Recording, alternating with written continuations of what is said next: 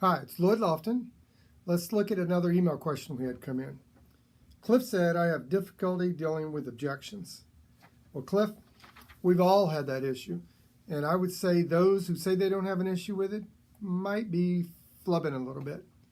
Here's one of the reasons why we have problems handling objections. And here's a tip for you.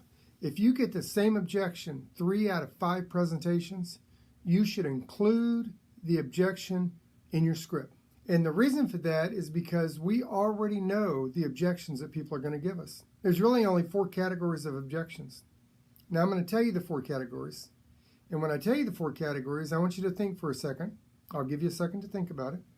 And see if you can think of any objection that you've ever come up with that doesn't fall in these 4 categories. You ready? No money, no need, no hurry, no confidence. Can you think of any objection that you ever received that didn't fall in those 4 categories? No money, no need, no hurry, no confidence. Now, once we know what the objection is, it's pretty easy to build the objection into our presentation. Because the same reason people won't buy from you, Cliff, are the same reasons people will buy you. No money, they do have the money. No need, they do have a need they want to solve.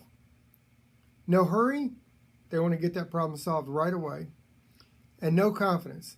If you've presented yourself as a highly trained professional, and you're being like Dr. B, which we talked about in other videos, then that prospect has confidence in the services and solutions you bring to them.